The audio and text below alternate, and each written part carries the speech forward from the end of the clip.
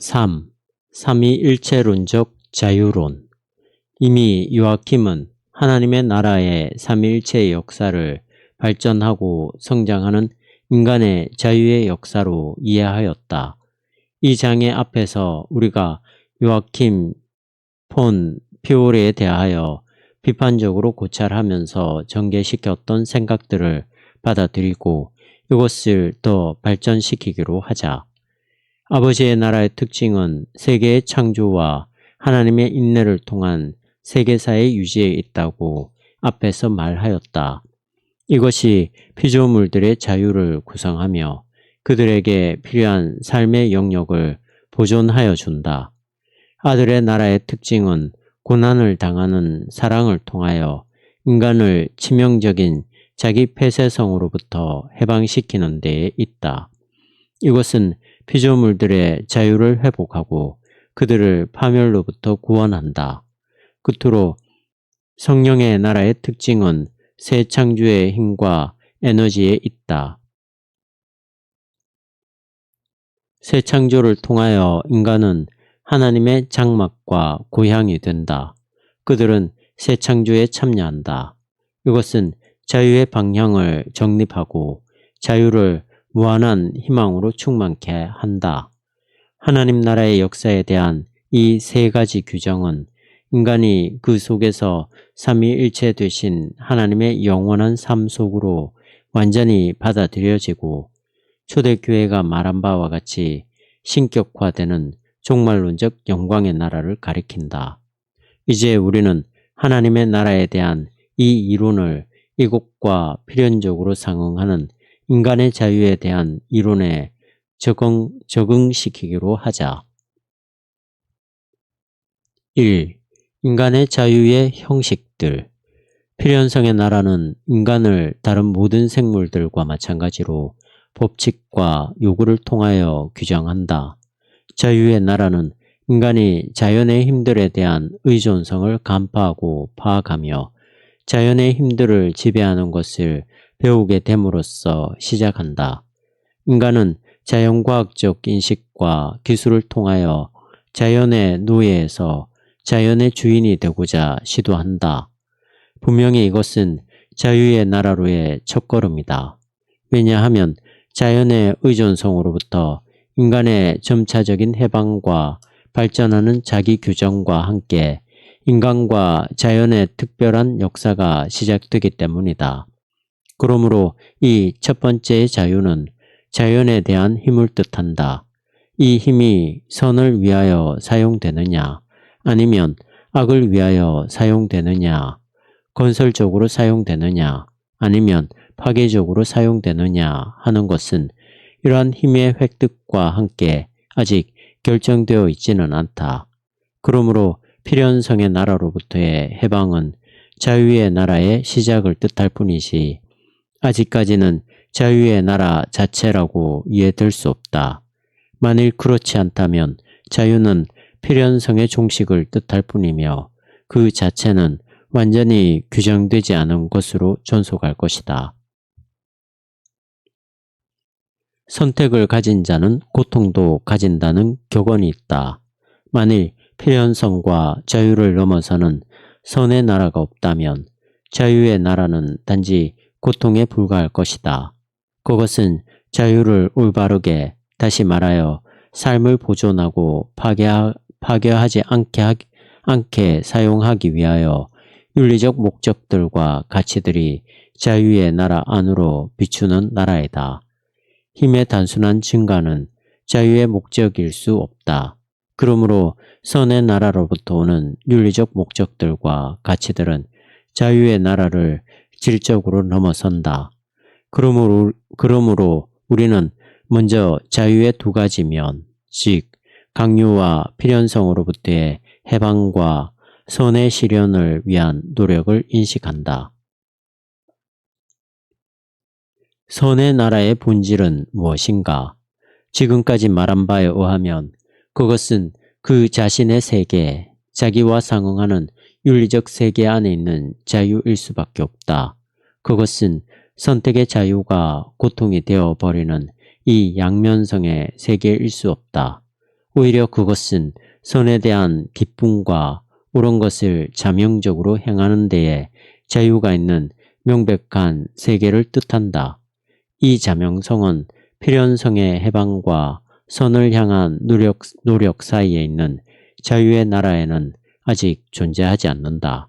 그러므로 우리는 자유의 나라를 자유의 역사, 투쟁의 과정으로 이해할 수밖에 없다.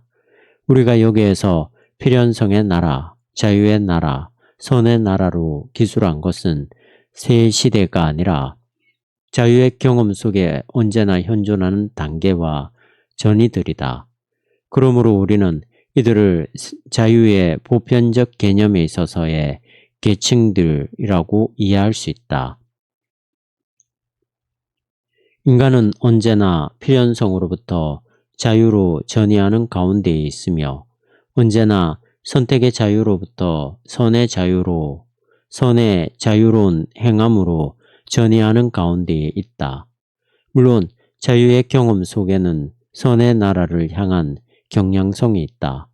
인류가 자연에 대한 힘을 더 많이 얻게 될수록 인간의 자유의 역사는 더 위험하게 되며 선의 나라를 향한 방향 정립은 더 절실하게 된다. 그렇지 않을 때 인간들은 그들의 힘에 대한 힘을 얻을 수 없을 것이며 그들의 자유를 자유롭게 사용할 수 없을 것이다. 끝으로 필연성의 나라와 자유의 나라에 대한 보편적 표상을 계속하여 발전시키고자 하는 이 시도에 이어 우리는 역사적으로 발전된 자유의 개념들의 차원에 대하여 고찰하고자 한다. 정치사를 통하여 우리가 알고 있는 첫째 규정은 자유를 주권으로 정의한다. 지금까지의 모든 역사는 힘과 힘의 증가를 위한 지속적 투쟁이라 생각될 수 있으며 이 투쟁에 있어서는 단지 승리하고 통치하는 자만이 자유롭다고 말한다. 패배하여 억압당하고 착취당하는 자들은 부자유하다고 말한다. 자유라는 말은 언어학적으로 노예제도의 사회로부터 유래한다.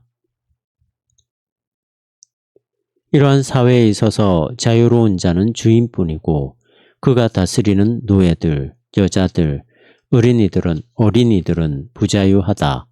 그리스도교 공동체 안에서 일어나는 문제들에 대하여 언급할 때 사도 바울도 이 언어를 사용한다. 그리하여 유대인과 이방인, 남자와 여자, 자유인과 노예들에 대하여 말한다. 그러나 자유를 주권으로 이해하는 사람은 다른 사람을 희생시킴으로써만이 자유로울 수 있다. 그의 자유는 다른 사람들에 대하여서는 억압을 뜻하며 그의 부는 다른 사람들을 가난하게 만들며 그의 힘은 아래 사람들과 여자들과 아이들을 억압한다.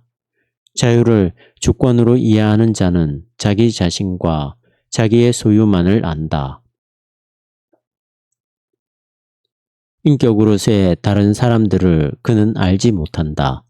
자기가 원하는 것을 할 수도 있고 그만둘 수도 있는 사람이 자유롭다고 우리가 말할 때에도 우리는 자유를 주권으로, 즉 자기 자신에 대한 인간의 주권으로 이해하고 있다. 내적인 강요나 외적인 강요에 의하여 결정되지 않는 사람이 자유롭다고 말할 때에도 우리는 자유를 주권으로 이해하고 있다. 그리하여 각자는 그 자신의 왕이요, 그 자신의 주인이요, 그 자신의 노예의 주인이어야 한다고 생각한다. 이리하여 우리는 외적인 강요를 내적인 강요로 내면화시킨다. 자유를 주권으로 이해하는 것이 남성 위주의 사회로부터 유래한다는 사실을 이미 주권이라는 단어가 보여주고 있다. 서구에서 초기 절대주의와 봉건주의를 폐쇄시킨 시민사회의 자유주의도 봉건영주들의 노선을 버리지 못하였다. 사람의 얼굴을 가진 자는 모두 동일한 자유의 권리를 가지고 있다고 자유주의자들은 말한다. 각자가 가진 이 자유는 다른 사람들의 자유에 그 한계를 가진다. 자기 자신의 자유를 요구하는 자는 다른 사람의 동일한 자유를 존경해야 한다. 그러나 이것은 시민사회의 자유주의에 있어서도 자유는 주권을 뜻함을 의미한다. 힘과 소유를 얻기 위한 투쟁에 있어서 각자는 다른 사람을 자기의 경쟁자로 생각한다. 각 사람은 모든 다른 사람에 대하여 그의 자유의 한계를 뜻할 뿐이다.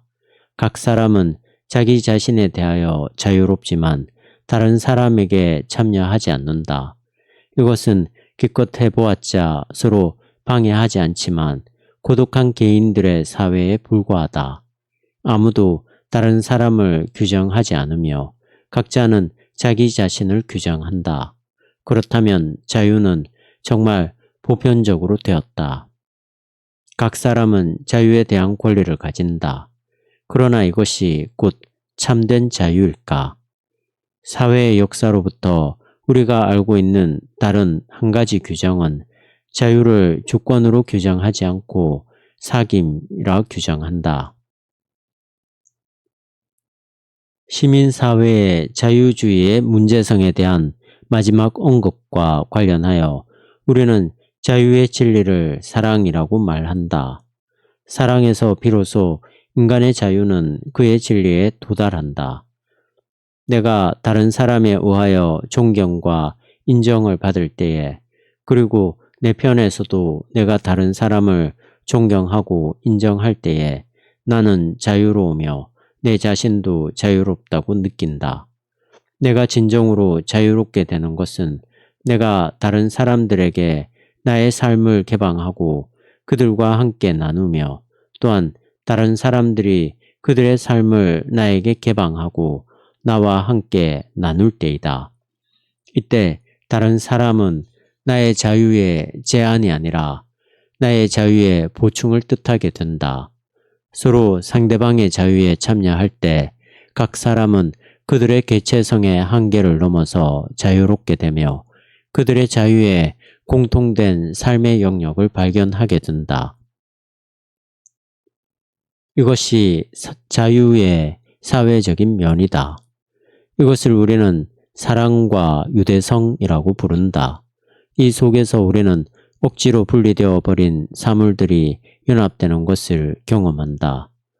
디비데 에트 임페라, 나누어라 그리고 통치하라. 이것은 옛날부터 잘 알려진 통치의 방법이다. 자유가 주권을 뜻하는 한 우리는 모든 것을 다스릴 수 있기 위하여 그것을 나누고 분리시키며 개체화시키고 구분해야 한다. 그러나 자유가 사귐을 뜻하는 경우 우리는 모든 분리된 사물의 결합을 경험하게 된다. 인간이 다시 하나가 될 때, 즉 서로 하나가 되고 자연과 하나가 되며 하나님과 하나가 될 때 인간으로부터 인간의 소외, 자연과 인간 사회의 분리, 영혼과 육체의 분열, 끝으로 종교적 불안이 극복되며 해방이 경험된다. 권력의 투쟁과 계급 투쟁에 있어서 자유는 단지 주권으로 이해될 수 있다. 그러나 사귐으로서의 자유는 이러한 권력 투쟁과 계급 투쟁의 역사에 대항하는 운동을 뜻한다. 통치로서의 자유는 사귐을 파괴한다. 주권으로서의 자유는 비진리이다. 인간의 자유의 진리는 자기를 개방하는 사랑의 한계에 있다. 그것은 아무 방해도 받지 않으며 서로 결합되고 자기를 개방하는 사귐으로 인도한다. 사귐으로서의 이 자유만이 통치로서의 자유가 과거에 남겼고 또 지금도 남기는 상처를 고칠 수 있다. 지금까지 우리는 자유를 주체와 객체의 관계에 있어서 주권으로 이해하거나 아니면 주체와 객체의 관계에 있어서 사귐으로 이해하였다. 그러나 자유의 세 번째 차원이 있다. 이것이 구상에 대한 주체의 관계에 있어서의 자유를 말한다. 이 차원이 없이 자유는 파악될 수 없다. 미래의 구상에 대한 관계에 있어서 자유는 창조적 기선을 뜻한다. 생각과 말과 활동에 있어서 미래를 향하여 현재를 초월하는 자는 자유롭다. 신학적으로 볼 때 이것은 성령의 경험의 특별한 차원이다. 즉, 성령 가운데에서 우리는 하나님의 미래를 향하여 현재를 초월한다. 왜냐하면 성령은 영광의 선수금이기 때문이다.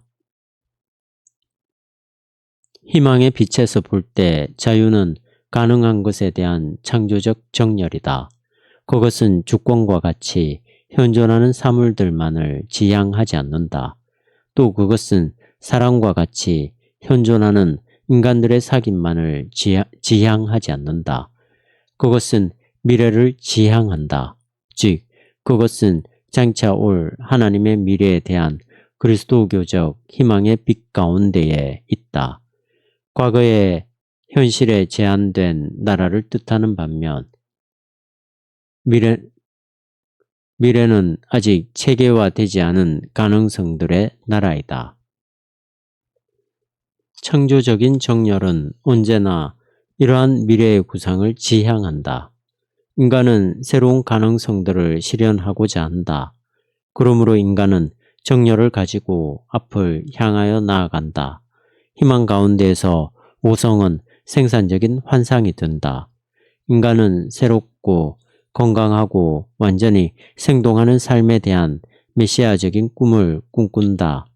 삶에 대한 이 꿈을 실현하기 위하여 인간은 미래의 가능성들이 어떤 것인지 찾아본다. 자유의 이러한 미래적 차원은 오랫동안 신학적으로도 간과되었다.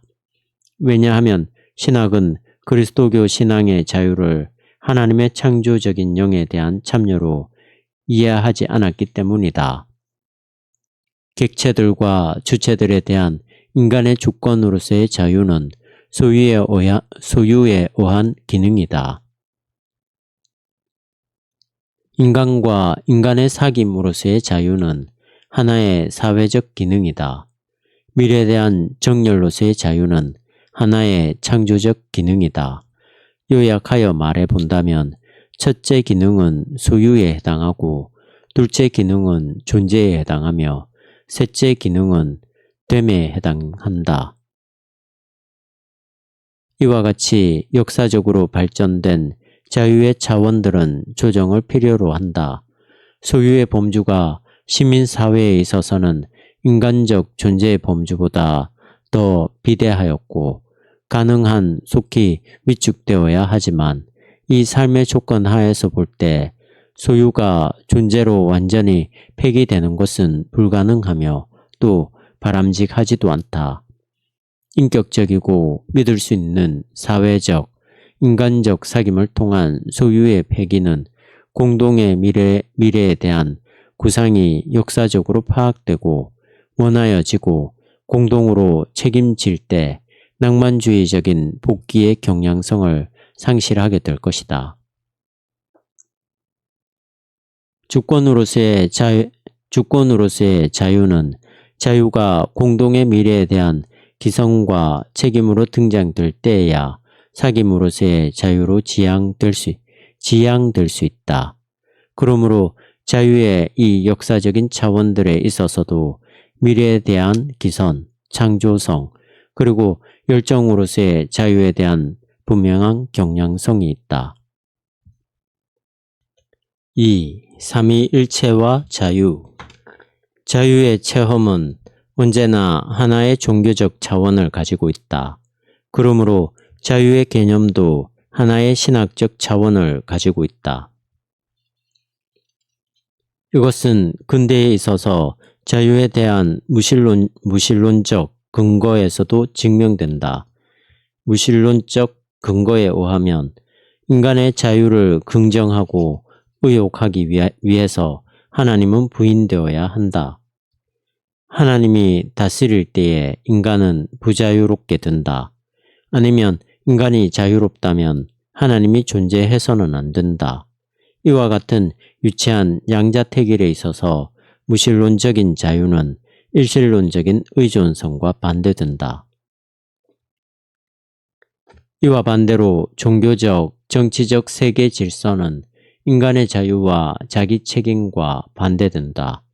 이 장에서 요아킴 폰 피오레와의 비판적 관련해서 전개될 삼위일체론은 단일 군주론적 의존을 극복하고 여러 가지 차원에서 인간의 자유를 확립한다. 움직일 수 없고 무감각한 하나님은 인간의 자유의 근거로 이해될 수 없다. 하늘에 있는 절대주의적 통치자는 땅 위의 자유를 원하지 않는다. 단지 정열적이고 인간에 대한 그의 정열의 힘으로 고난당하는 하나님이 인간의 자유를 소생시킨다. 그는 인간의 자유에 그의 신적인 삶의 활동 영역을 준다. 창조, 해방, 영광의 역사 속에서 그의 영광의 나라를 실현하는 삼위일체 되신 하나님은 인간의 자유를 원하고 인간의 자유를 확립하며 인간을 쉬지 않고 자유로 해방시킨다. 삼위일체론의 신학은 포괄적이고 다차원적인 자유론을 확립하는 데에 관심을 가진다. 삼위일체론적 신국론은 신학적 자유론이다. 자유의 신학적 개념은 하나님의 삼위일체적 역사의 개념이다. 하나님은 언제나 그의 피조물의 자유를 원하신다. 하나님은 그의 피조물들의 무한한 자유이다. 3. 삼위일체 되신 하나님의 나라에서의 자유. 하나님의 나라에 있어서 하나님은 그의 피조물들의 창조자요 주인이다. 인간은 그의 피조물이요 그의 소유이다.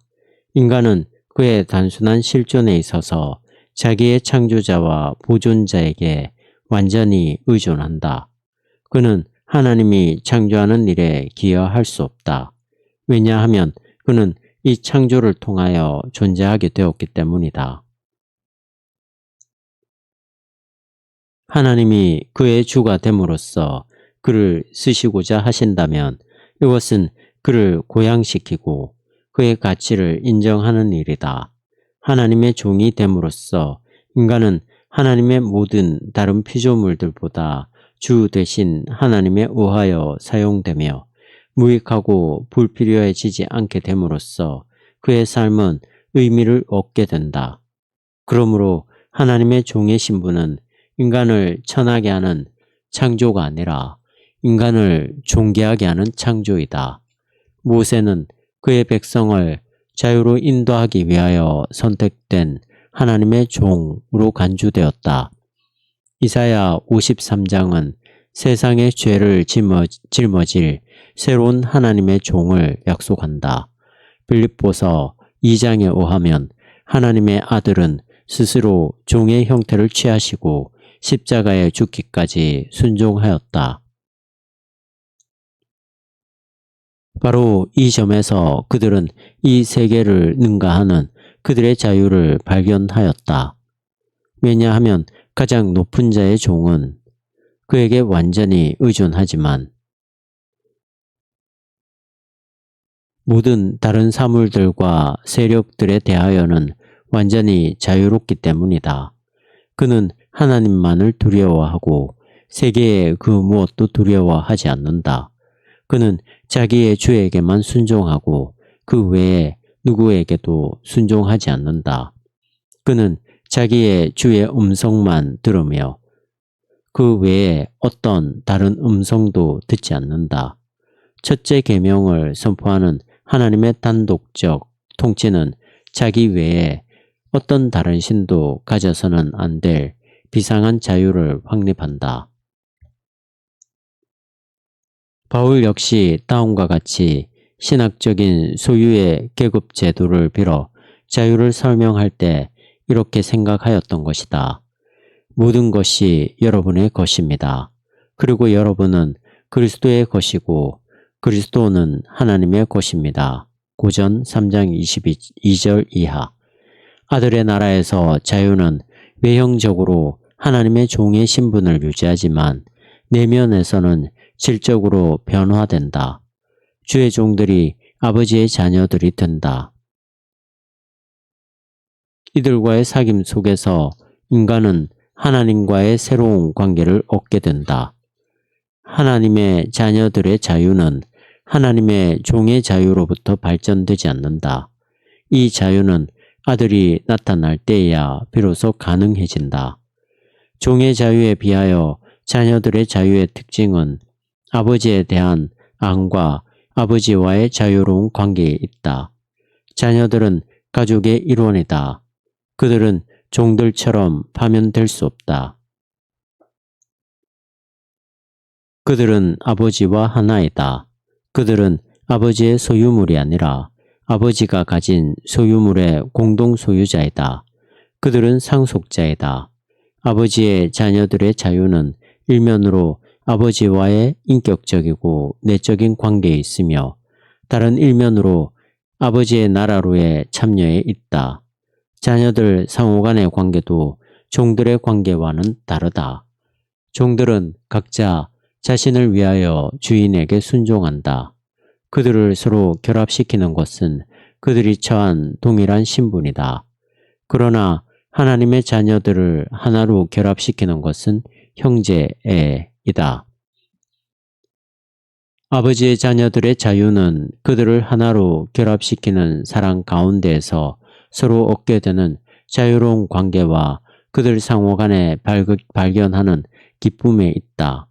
성령의 나라에는 이 세계를 능가하는 하나님의 종들이 자유와 하나님의 자녀들의 내적인 자유가 포함되어 있다. 그러나 이 자유들은 다시 한번 질적으로 변화된다. 하나님의 종들과 자녀들이 하나님의 친구들이 된다. 이제 나는 너희를 종이라 부르지 않고 벗이라고 부르겠다. 종은 주인이 하는 일을 모른다. 그러나 나는 너희에게 내 아버지에게서 들은 것을 모두 다 알려주었다. 요한복음 15장 15절. 성령이 임재하게 됨으로써 인간은 하나님과의 이 새로운 직접적인 관계를 가지게 된다. 하나님의 친구들의 자유는 하나님의 자녀들의 자유로부터 발전되지 않는다. 하나님의 친구들의 자유는 인간이 그 자신을 하나님 안에서 인식하고 하나님이 인간을 그 자신 안에서 인식하게 될 때에야 비로소 가능해진다. 이것이 곧 성령의 빛이다. 요한복음 15장이 말하듯이 예수는 그의 제자들을 형제들일 뿐만 아니라 그의 친구들이라고 보았다. 이 친구 관계도 그리스도의 희생으로 말미암은 것이다. 벗을 위하여 제 목숨을 바치는 것보다 더 큰 사랑은 없다. 내가 명하는 것을 지키면 너희는 나의 벗이 된다. 요한복음 15장 13절 이하. 하나님의 친구라는 명칭은 고대 그리스 세계에서는 널리 유포되어 있었다. 참된 현인들은 신들의 친구들이라고 불렸다. 그리스계 유대인들은 모세를 하나님의 친구라고 불렀다. 신약 성서의 야고보서 2장 23절은 이렇게 말한다. 아브라함은 하나님을 믿었고 하나님께서는 그의 믿음을 보시고 그를 올바른 사람으로 인정해 주셨다라는 성서 말씀이 이루어졌으며 아브라함은 하나님의 친구라고 불리었던 것입니다. 이 밖에도 아브라함은 믿는 자들의 아버지라고 불린다. 여기에서 그는 하나님의 친구들 가운데의 최초의 친구이다.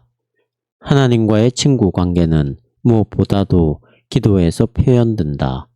하나님의 계명에 대한 복종에 있어서 그는 자기를 하늘에 계신 아버지의 자녀로 이해한다.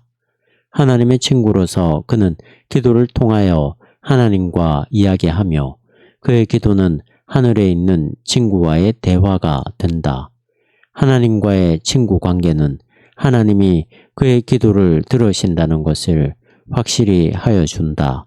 물론 기도와 들음은 종과 자녀들의 언어로부터 유래하는 표현들이다. 친구의 관계에 있어서 숭배의 거리감은 사라진다. 친구는 상대방의 친구가 자기의 이야기를 듣는다는 것을 알고 있다. 하나님은 자기와 함께 이야기하게 한다. 하나님은 그의 친구들이 이야기하는 것을 들으신다. 이제 하나님과의 친구 관계로 인하여 하나님에게 영향을 미치고 그의 통치에 있어서 함께 일할 수 있는 가능성이 성령 가운데에서 가능하게 된다. 하나님은 종들의 겸손이나 자녀들의 감사한 마음을 영원히 원하지 않으신다. 그는 자기와 함께 통치하는 친구들의 대담함과 신뢰를 원하신다. 친구 관계는 기호와 존경을 결합시킨다. 칸트.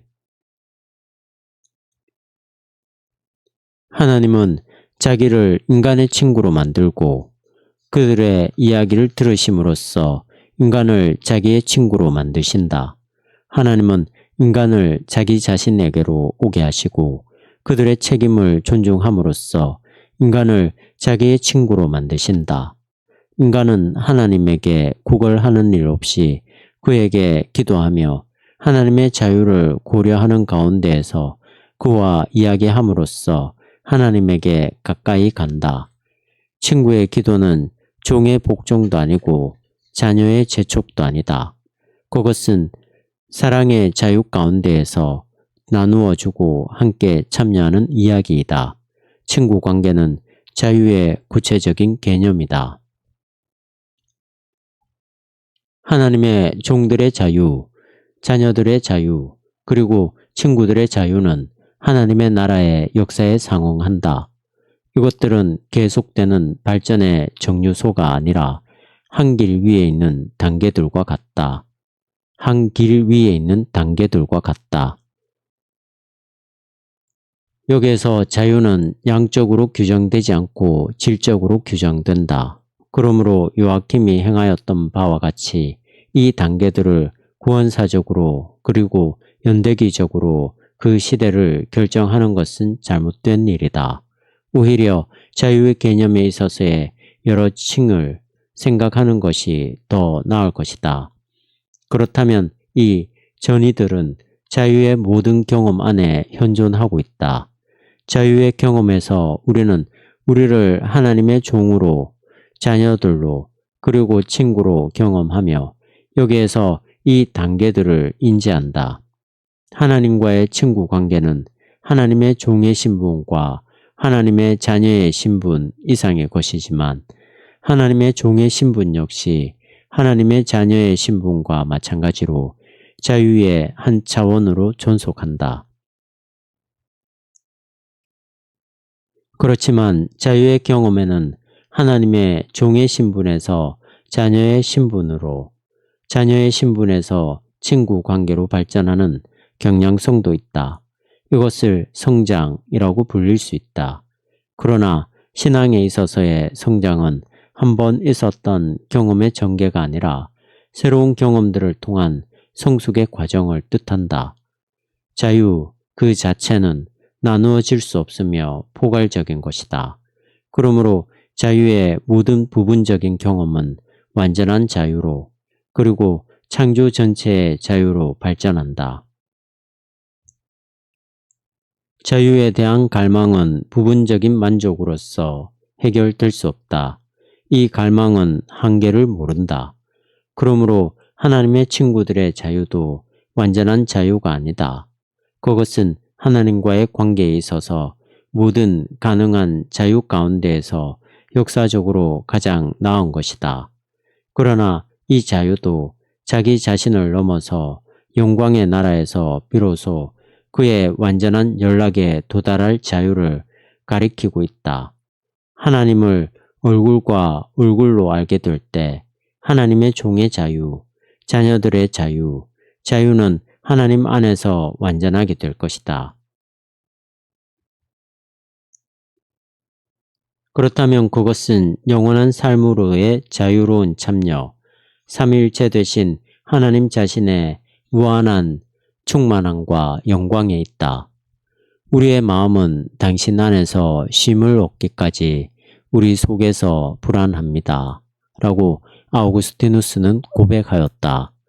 자유와 관련하여 우리는 다음과 같이 말할 수 있겠다. 우리의 마음은 삼위일체 되신 하나님의 영광 안에서 자유롭게 될 때까지 우리 안에서 부자유합니다.